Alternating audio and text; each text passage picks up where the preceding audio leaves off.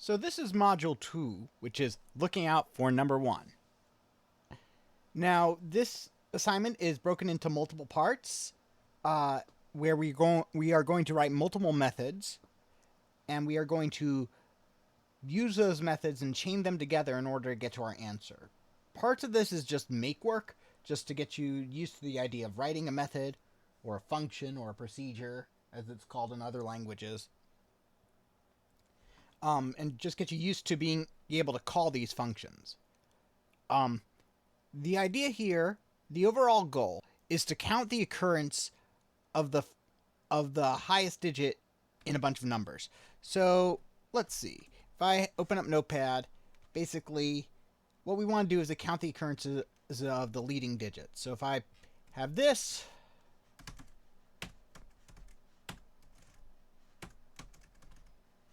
then the leading digits are 1, 8, 1, 2, 1. And so we have 3 1s, 1 2, and 1 8. So your program, what it's going to do is going to read a file with a bunch of numbers in it and count those leading digits. And what you're going to see is like this very interesting phenomena, which may not be what you expect. So in order to do that, though, we have these multiple parts. The first thing you're going to want to do is write something that is very common: count digits. So given a function, count digits, it's going to take in an integer number, and it's going to return the number of digits in that number. So if we're not looking at this, right, this has 5 digits, this has 4, this is 3, this is 3, this is 6. Okay, now a naive solution that students sometimes come up with is as follows. Or what the first instinct to do is, so let's see, let's first write it: public static int, because we're counting the number of integers. And what do we want? We want count digits, which takes in an int n, or int number. We can use the variable name, doesn't really matter. I'm going to just put in return 0 for right now. Right? But what a lot of students will do is they'll do something like this. Well, I can't tell how long a number is, but I can tell how long a string is. So if I convert this number to a string, I can figure that out. And they'll go string s is equal to, or whatever variable. Again, variable doesn't really matter. Is equal to, and then there's a couple ways to convert to strings, but the simplest is to do string concatenation. Because when you add a string to anything, that anything gets turned into a string. And then what we can do is we can return s.length. And that will work. Okay, that works. That gives you an answer. But it's not necessarily, how to say, usefully mathematically. The way to do that is, a good way to do that is to, if you want to use this without having to do this conversion operation, which if you do a lot of them, it gets computationally expensive. That's not, we're not at a point where we have to worry about that. It's just worthwhile to mention that when you're dealing with numbers, doing numerical transformations is cheaper than doing this converting to another type. So what can we do here? Well, what you can do is you can divide by 10 to calculate the number of digits. What do I mean by that? Well, each time you divide by 10, right, if I have the number, if I have this number and I divide it by 10, in programming, that goes to, and if I divide by 10 again, that becomes 12, right? Goes from 1213 to 121 to 12. Okay? It doesn't go to 121.3 when I divide by 10. Because when we divide an integer by an integer, that's what happens. We get an integer out of it. So if I divide by 10 again, and then if I divide by 10 one more time, I'm going to get 0. How many times did I divide? I divided 1, 2, 3, 4 times, and then I got to 0, so I'm done. So basically just count the number of times you divide. If you also know your logarithms, you can use that as well. Okay? So try to do it that way. Now, part 2, getting the nth digit back, takes 2 ints, n number. This method finds the nth lowest digit in number. In other words, it gets the nth digit from the right. The rightmost digit is considered the 0th back. So, in other words, 0. So here, basically, let's see. 0, 1, 2, 3 gives me 3. Okay, getting 0 gives me this one. 1 gives me this one. 2 gives me this one. And then if it's out of bounds, it's going to just give me 0. Going to give me nothing. Okay, here 3 gives me this. All right. So how do we do this? Now, there's a couple ways to do this. If you want, so pause here if you want to try to solve it yourself and figure it out and brainstorm. But otherwise, let's go for the answer. Or a path to the answer, rather.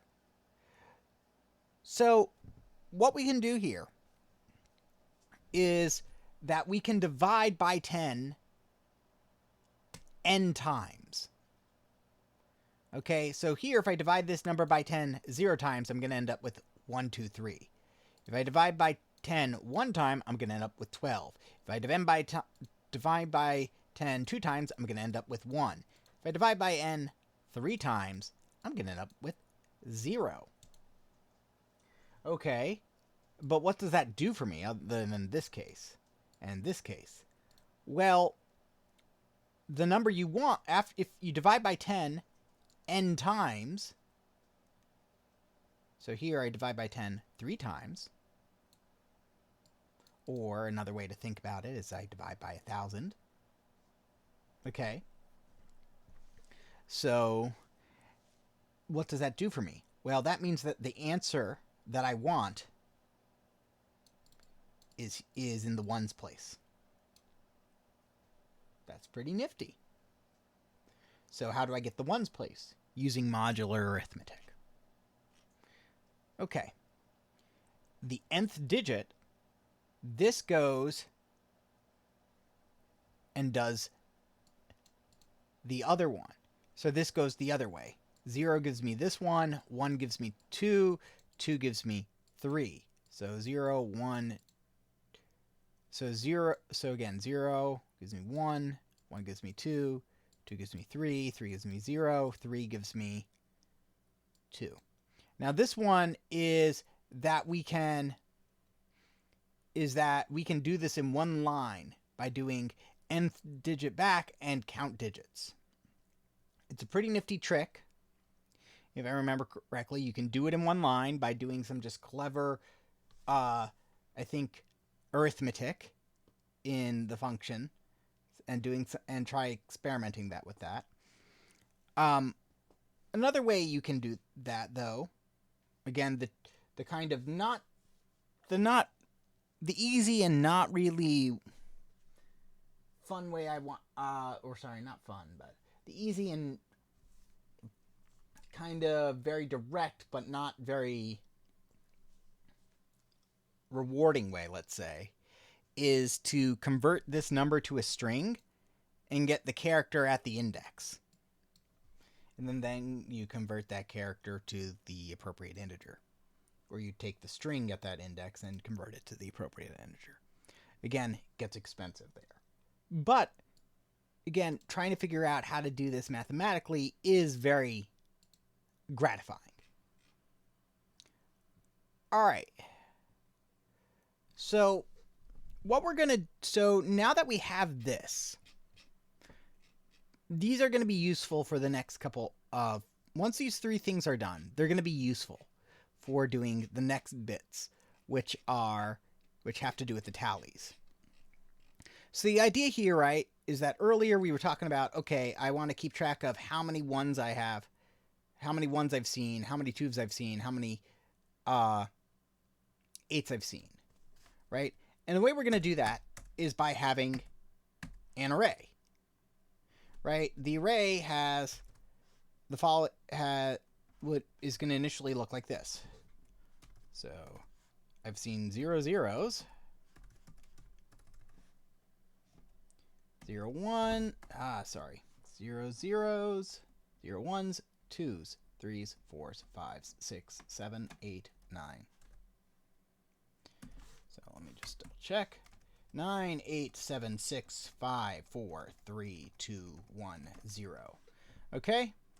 And what this does is that this represents how many zeros I've seen, how many ones I've seen, how many 2s, 3s, 4s, 5s, 6, 7, 8, 9. And so what's going to happen is that as we're working through this file, okay, basically it's going, okay, this number, I saw a 1. Okay, so I'm going to update index 1. I saw an 8, so I'm going to increment index 8. I saw a 1 again, so I'm going to increment index 1 again. I saw a 2, so I'm going to increment index 2. And I saw a 1, so I'm going to update index 1. Okay, because I've seen 3 1s, 1 2, and 1 8. Okay, and so this is going to be how we keep track of the data. So what you're going to do is you're going to you're going to write a method called update tally. Okay, so don't focus on like reading the entire file yet. We're building to that point. Okay. So the idea here is that we are just simply taking the task of, okay, we want to care about, so we have an n, some number, and the tally. So the tally is just this count that we've had so far. And it updates tally to reflect the nth digit of number. So if 5 is the nth digit of number, then we increment 5. So for instance, if we update tally to, so if it has this initial value, given 2, 1072, and tally, so notice that this number changed from a 0 to a 1. This was 9, 8, 7. And the nth number is 2. So 2, so 0, 1, 2. So it was asking for this one. In general, though, for our overall problem, what we're going to be caring about is the first digit. So the 0th, so in other words, the first number, 0. In that case, 2, 5, 4, 4, 1, leading 0 gives us the leading digit, right? Remember back what I was saying about leading digits? We care about those. 0, we're going to increment 2. So we incremented 2. Okay, now the nth digit tally will do that for all those. Now, basically, given a bunch of numbers, given a list of numbers, and what digit you want to look at, give me a tally.